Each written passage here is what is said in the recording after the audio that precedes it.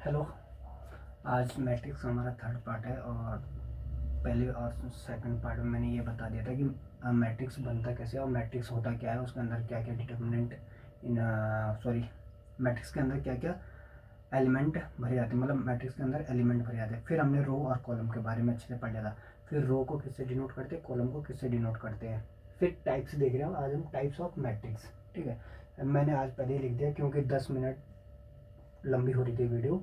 मुझे लगा मैंने 10 मिनट में थोड़ा आज अच्छे से थोड़ा सा ज़्यादा से ज़्यादा कवर करेंगे, तो मैंने पहले लिख दिया। तो बेसिक मैट्रिक्स तो हमारा हो गया था कि बेसिक मैट्रिक्स में होता क्या क्या है कि रो एंड कॉलम सबको जानकारी होती भी है और लग भी गया होगा पता। टाइप्स ऑफ मैट्रिक्स में जो पहला होता है रेक्टेंगुलर मैट्रिक्स। ठीक है, फिर होता है स्क्वायर मैट्रिक्स। ये बिल्कुल बेसिक जानकारी है, जिसको नहीं पता वो जान सकता है, जिसे पता है तो वो भी थोड़ा बहुत अगर आगे देखना चाहता है तो देख सकता है। ठीक है, तो रेक्टेंगुलर, तो रेक्टेंगल के बारे में सभी को पता होगा। रेक्टेंगल होता क्या है, रेक्टेंगल होता है जिसकी अपोजिट साइड इक्वल होती है, ऐसे में ऐसा बनता है ना, ऐसा, तो उसे बोलते हैं रेक्टेंगल। तो रेक्टेंगल बोलते हैं उसे। तो रेक्टेंगुलर, तो वैसा कोई मैट्रिक्स जो बनेगा, जो रेक्टेंगल बनेगा, उसको हम क्या बोलेंगे, रेक्टेंगुलर मैट्रिक्स। इसमें अगर हम देखें, let A equal to matrix बनाया है और ए आई जे और इसका ऑर्डर क्या है, एम इंटू एन।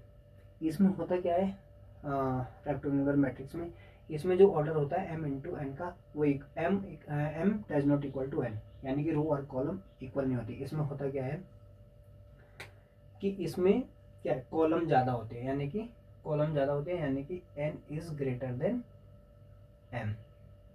किसमें, रेक्टेंगुलर मैट्रिक्स में क्या है, एन, क्योंकि देखो अगर आप नीचे बनाएंगे अभी तब देखोगे आप। फिर स्क्वायर मैट्रिक्स।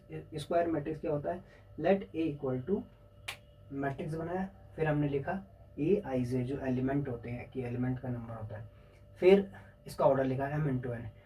स्क्वायर मैट्रिक्स में एम इंटू एन, यानी कि एम इक्वल टू एन होता है। और स्क्वायर मैट्रिक्स अगर आप जानते होंगे नॉर्मली स्क्वायर को, तो क्या होता है स्क्वायर, जिसकी ऑल साइड इक्वल होती है, यानी कि पहली बात तो स्क्वायर में 4 साइड होती है और 4 के 4 साइड इक्वल होती है, तो ऐसा स्क्वायर होता है। तो इसमें मतलब जो हमारा मैट्रिक्स बनेगा उसमें क्या, उतनी रो होंगी उतने ही कॉलम होंगे, तो इसे बोलते हैं स्क्वायर मैट्रिक्स। ठीक है, और रेक्टेंगल में क्या होगा, कॉलम हमारे पास ज़्यादा होंगे और रो कम होंगी। ठीक है, तो इसमें क्या है, कॉलम हमारे पास ज़्यादा होंगे और स्क्वायर मैट्रिक्स में दोनों इक्वल होंगे। ठीक है, आगे लिखा हुआ है रो मैट्रिक्स, यानी कि if A equal to matrix बना हुआ है ए आई से, ऑर्डर देखो इसका एम इंटू एन, और यहाँ पे देखो एन, एम छोटा है किससे, एन से, यानी कि एन किसको डिनोट करता है, एन करता है हमारे कॉलम को डिनोट।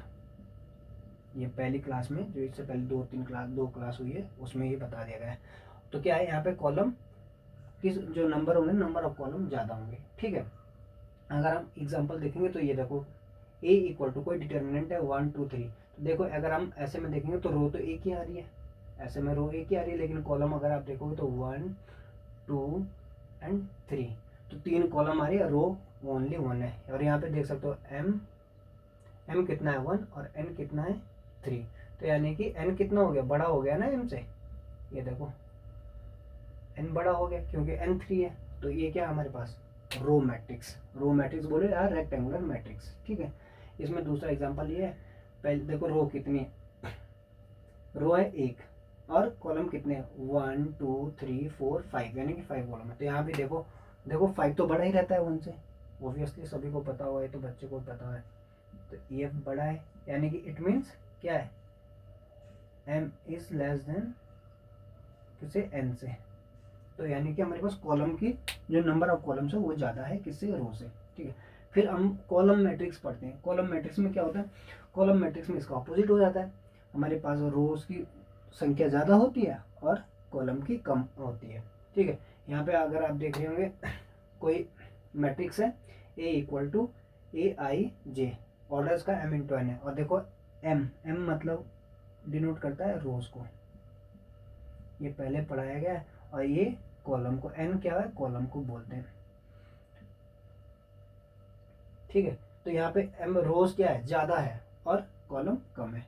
ठीक है, अब अगर एग्जांपल देखना चाह रहे हो आप, एग्जांपल देखिए आप, रोज कितनी है 1 2 3, 3 रोज होगी और कॉलम कितना है ओनली 1, रोज क्या होती है, जो एसिमिलेटिव में होती है, जो क्या है, हॉरिजेंटल होती है, रोज बोलते हैं। और वर्टिकल क्या होता है, जो खड़े में लाइन होती है, उसे बोलते हैं कॉलम। तो देखो यहाँ पे कॉलम एक ही दिख रहा है और रोज कितनी है, 3।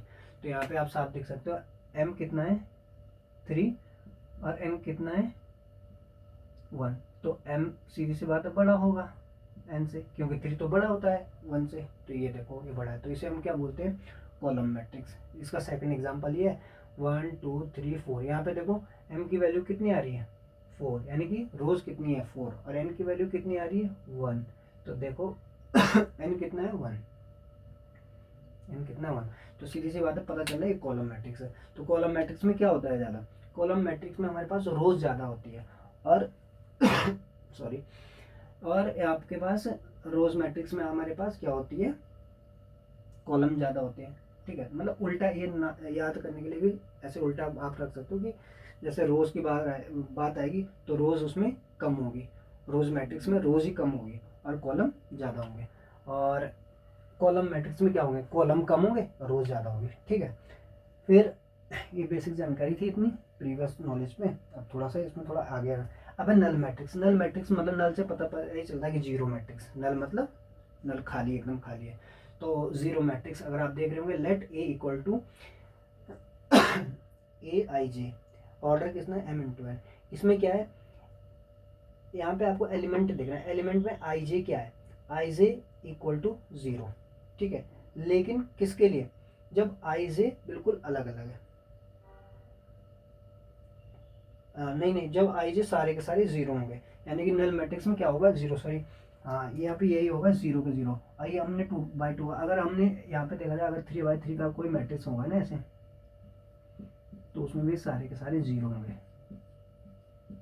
नल मैट्रिक्स मतलब सारे के सारे एलिमेंट 0 है उसमें। ठीक है, तो यहाँ पे 2 बाई 2 का बनाया है। आगे अगर आप इस साइड देख पा रहे होंगे, डायगोनल मैट्रिक्स इंपॉर्टेंट है और बहुत ज़्यादा इंपॉर्टेंट है, इसमें थोड़ा सा ध्यान से देखिए। हाँ, square matrix is called a diagonal matrix. जो स्क्वायर मैट्रिक्स होता है वही डायगोनल मैट्रिक्स बनता है। डायगोनल मतलब आपको विकर्ण सुना होगा हिंदी में। तो डायगोनल अगर आपको ऐसे ही है ना, स्क्वायर, तो इसमें डायगोनल ये इसका ये होता है, इसका डायगोनल्स ये होता है, ये डायगोनल्स होते हैं ऐसे तिरछी लाइन में। ठीक है, तो यहाँ पे हमने क्या है, कोई मैट्रिक्स लिया, A equal to matrix A I J, order कितना होगा, एन इंटू एन, क्योंकि स्क्वायर मैट्रिक्स ही डायगोनल मैट्रिक्स होता है। तो यहाँ पे देखो, डायगोनल जो डायगोनल मैट्रिक्स होता है उसमें सारे के सारे एलिमेंट 0 होते हैं, एक्सेप्ट यानी कि सिवाय किसके, जो डायगोनल में है। ये देखो यहाँ पे, और इसको प्रिंसिपल प्रिंसिपल डायगोनल मैट्रिक्स भी बोलते हैं। ठीक है, तो ये है इसमें डायगोनल। अगर आपको कोई सा भी मैट्रिक्स ऐसा होगा, मान लो कोई मैट्रिक्स ऐसा है, 2 0 0 0 5 0 0 0 3, तो ये भी क्या है, डायगोनल मैट्रिक्स। सारी की सारी एंट्रीज क्या है, बाकी 0 है, डायगोनल्स वाली एंट्री सिर्फ आपके पास कुछ गिवन है, बाकी सारी की सारी 0 है। तो एक्सेप्ट यानी कि डायगोनल्स को छोड़कर सारी की सारी एंट्री 0 होनी चाहिए, उसे हम क्या बोलेंगे, डायगोनल मैट्रिक्स। ठीक है, फिर है स्केलर मैट्रिक्स। स्केलर मैट्रिक्स मतलब कांस्टेंट। ठीक है, इसमें देखो, A equal to I J, order है एन इंटू एन का, यानी कि ये भी स्क्वायर मैट्रिक्स होगा। इसमें if I J equal to K, I J equal to के, और आई जे ऑल फॉर किसके लिए, मतलब सारी के सारे वैल्यू आई और जे इक्वल होगी, यानी कि डायगोनल्स के लिए, यानी कि डायगोनल मैट्रिक्स ही हमारा क्या है, स्केलर मैट्रिक्स कहलाएगा। ठीक है, बाकी एंट्रीज क्या है, 0 होगी, बाकी एंट्रीज 0 होगी, सिर्फ डायगोनल वाली मैट्रिक्स क्या होगी, हमारे पास फिल करेगी, यानी कि भरी हुई होगी। तो इसका ये आपको एग्जांपल दिख रहा है, 2 0 0 2, तो इसको बोलते हैं स्केलर मैट्रिक्स। फिर ये इंपॉर्टेंट है, और ज़्यादा इंपॉर्टेंट है, आइडेंटिटी मैट्रिक्स। आइडेंटिटी मैट्रिक्स में क्या होता है, आपका 1 होता है, किसमें, डायगोनल्स में। अब आइडेंटिटी का मैंने एग्जांपल नहीं लिखा, अभी देता हूँ। आइडेंटिटी मैट्रिक्स ये है, ए इक्वल टू 1 1, जिसमें एलिमेंट जो होते हैं वो 1 1 होते हैं, या जिसका डिटरमिनेंट हम 1 निकाल सकते हैं। यहाँ पे देख सकते हैं आप, ए इक्वल टू क्या है, A equal to A I J N into N, यानी कि ऑर्डर फिर से स्क्वायर मैट्रिक्स है, स्क्वायर मैट्रिक्स है, तो if and only if I J 1, यानी कि जितने भी एलिमेंट होंगे ना वो 1 1 होने चाहिए, उसे क्या बोलेंगे हम, उसे क्या बोलेंगे, आइडेंटिटी मैट्रिक्स। आइडेंटिटी मैट्रिक्स देखो यहाँ पे आई जे इक्वल टू 0। कब?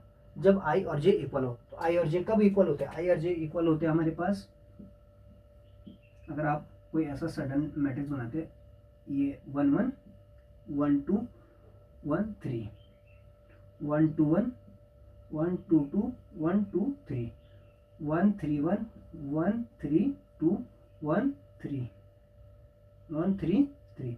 तो देखो सेम कहाँ पे मिल रहा है आई जे डायगोनल मैट्रिक्स में, यानी कि डायगोनल में आपके 1 होने चाहिए। डायगोनल में आपके 1 होने चाहिए, उसको क्या बोलेंगे आप? आइडेंटिटी मैट्रिक्स है।